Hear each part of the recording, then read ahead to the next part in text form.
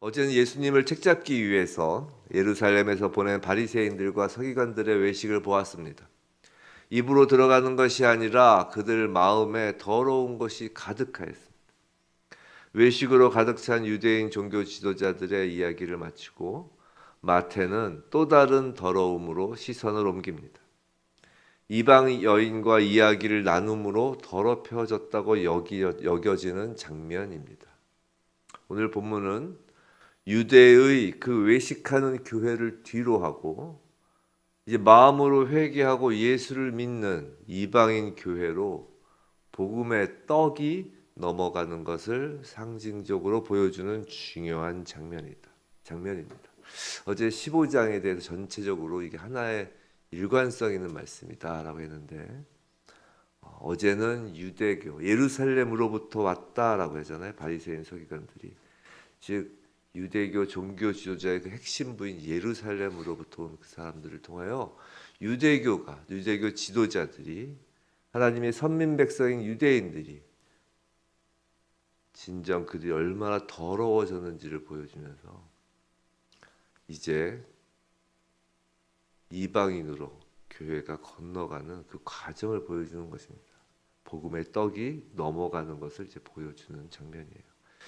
21절 두로와 시돈 지방으로 가시는데 예수께서 유대인이 사는 팔레스타인 그 지역 밖으로 나가시는 것이 이번 딱 한 번뿐입니다. 복음이 이방 세계로 뻗어나갈 것을 시사하는 것이죠. 그래서 22절에서 가나안 여자라고 특별히 강조하여 밝히고 있는 것입니다. 이방인도 그냥 이방인이 아니라 유대인과 조상 대대로 원수인 가나안족이라는 것입니다. 예수님은 예전에 제자들을 전도 여행 보내면서 마태복음 10장 5절 6절에서 기억나실 거예요. 이방인의 길로 가지 말고 사마리아의 길로 가지 말고 이스라엘 집에 잃어버린 양에게로 가라고 명하신 적이 있습니다. 10장에서 기억나실 겁니다. 그런데 부활 승천하시면서 마태복음 맨 마지막 28장 19절에서는 제자들에게 가서 모든 족속으로 제자를 삼으라고 하십니다. 오늘 본문은 이스라엘 집에 잃어버린 양에게로 가라, 이방인의 길로 가지 말고 라는 그 말씀과 가서 모든 족속으로 제자를 삼으라 라는 이 두 말씀의 중간 지점에 오늘 본문이 있는 것입니다. 자, 가나안 여자는 예수님이 이방 땅에 오셨다는 사실을 들었을 것입니다. 자신의 사랑하는 딸이 귀신에 들렸는데 예수님 앞에서 귀신이 도망간다는 이야기도 들었을 것입니다. 이번이 마지막 기회라는 간절한 마음으로 소리를 지릅니다.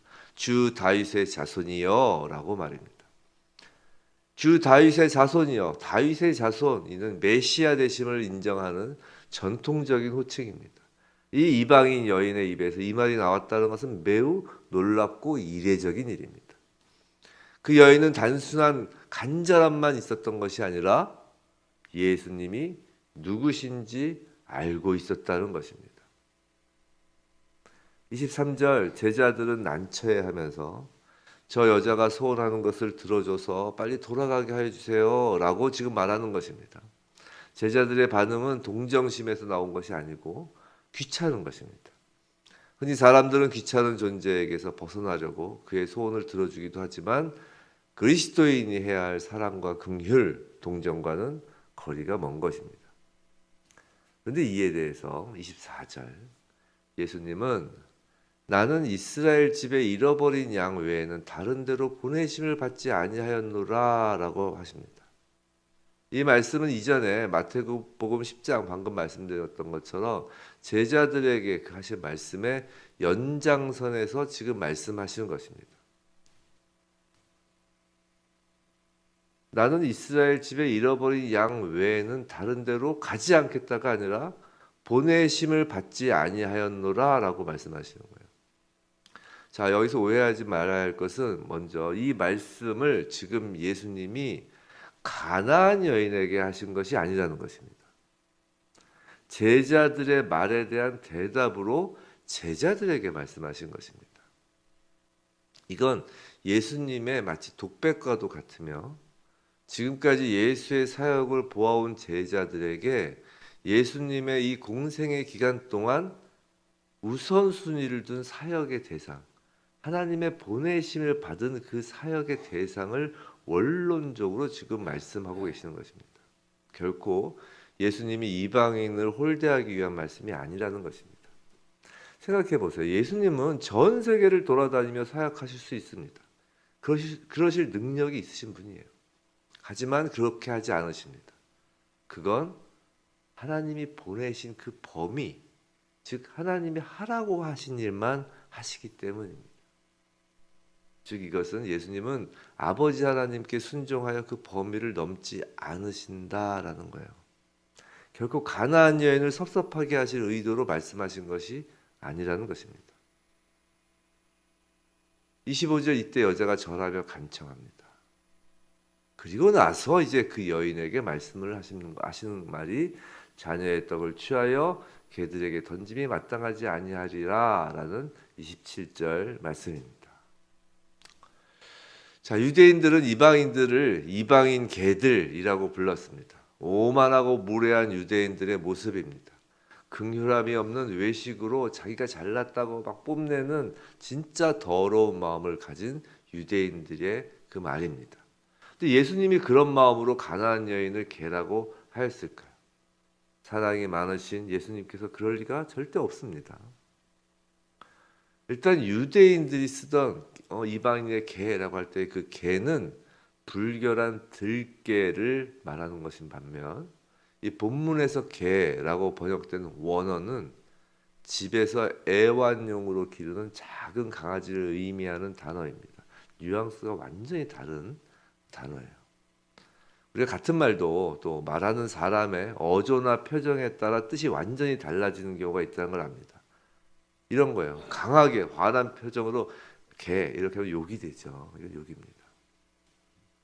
근데 애정과 친근함을 가지고 내 강아지 이렇게 얘기하면 이거 욕이 아닙니다. 그건 애정 표시인 것 같습니다. 지금 예수님은 가나안 여인에게 질책하거나 화나서 말씀하시는 것이 아니라 긍휼과 애정을 담고 얘기하시는 거예요. 그 지금 예수님은 제자들에게 말씀하신 그 공생의 사역의 범위와 가나안 여인에게 말씀하시는 그 예수님의 품성인 그 사랑 사이에서 지금 그 가운데 가나안 여인을 두고 지금 씨름을 하고 계신 것입니다. 유대인들을 앞으로도 맹인처럼 인도할 그 유대교 종교 지도자들로부터 예수님은 지금껏 계속해서 숱한 질문과 시험 공세를 받으셨습니다. 비난과 핍박이 끊이지 않습니다. 그것은 예수님의 제자들이 앞으로 겪어야 할 현실입니다. 예수님은 겉으로는 깨끗한 척하지만 속으로는 더러운 회칠한 무덤 같은 유대 교회를 등 뒤로 하고 지금 겉은 더러워 보이지만 예수를 메시아로 믿고 간절히 예수의 긍휼함을 구하는 속은 깨끗한 가나안 여인을 보며 독백처럼 말씀하신 것입니다.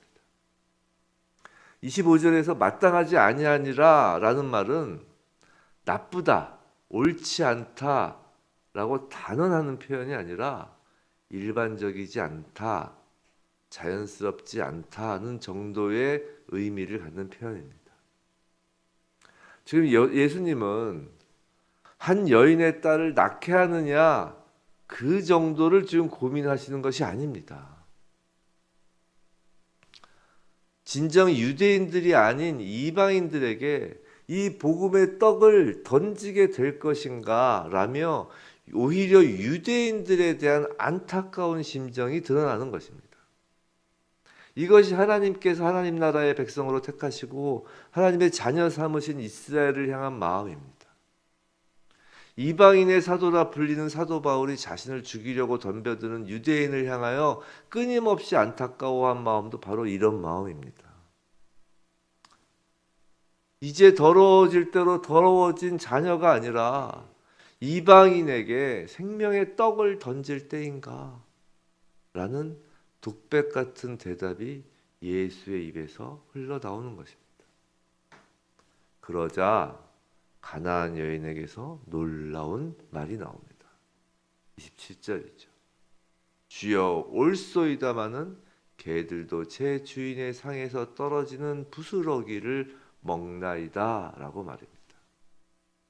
이 대답은 가히 이방인에게, 저와 여러분에게 복음의 떡이 전하여지는 그 믿음이 무엇인지를 함축한 말이라 할 것입니다. 세 가지를 보겠습니다. 간략하게 볼게요. 첫째, 이 여인의 말 속에서 옳다고 합니다. 틀리다고 하지 않습니다. 자녀의 것을 취하여 그냥 달라고 하지도 않습니다. 주님이 하시는 것은 무엇이든지 옳으며 주님의 말씀은 무엇이든지 옳습니다라고 하는 것입니다. 주님의 계라는 그 말에 대하여 항변하거나 원망하지 않습니다. 옳습니다라고 하는 것입니다. 지극한 겸손입니다. 하나님 앞에서 우리가 가장 먼저 드리는 고백은 하나님은 언제나 옳으십니다 라는 고백입니다.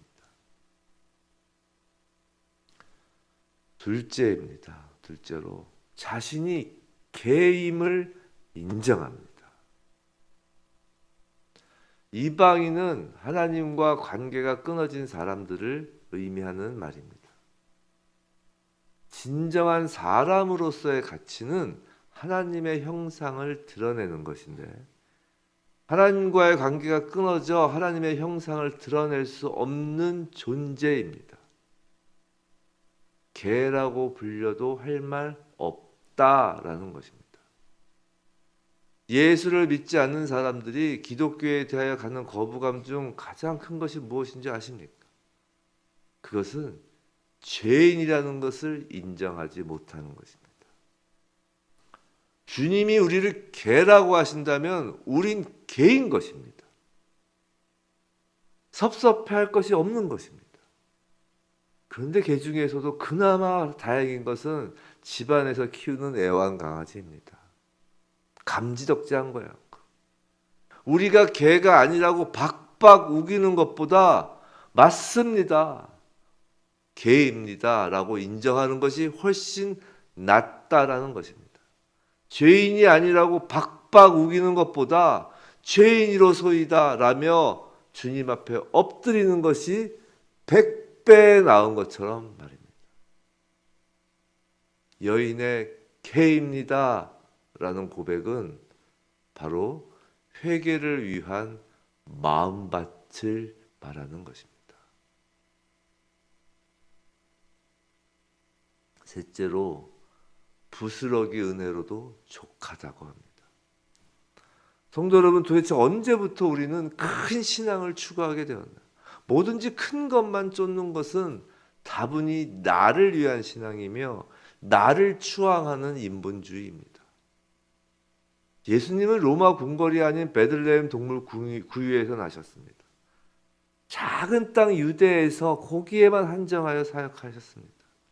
당시 전 세계에 이름을 날린 것은 로마 황제이지 예수님이 아닙니다. 기독교 신앙은 크고 높은 것을 추구하는 것이 아니라 작고 낮은 것에 주목합니다. 하나님의 은혜는 만물을 덮고도 남는 은혜입니다. 진짜 은혜를 알고 은혜를 받은 자는 그 하나님 은혜에 부스러기만이라도 충분하다는 것을 압니다. 은혜를 받지 않은 사람들이 더 큰 것, 크고 커서 사람들 눈에 잘 보이기를 원하는 것입니다. 그것이 외식하는 더러운 마음입니다. 가나안 여인이 깨끗한 것이고 바리새인이 더러운 것입니다. 부디 가나안 여인의 그 믿음의 고백인 하나님은 언제나 옳으십니다. 저는 개입니다. 은혜의 부스러기라도 족합니다. 라는 고백이 날마다 우리의 고백이 되어 내 믿음이 크다 라고 주님께 칭찬받는 우리 모두 이길 주님의 이름으로 축원합니다.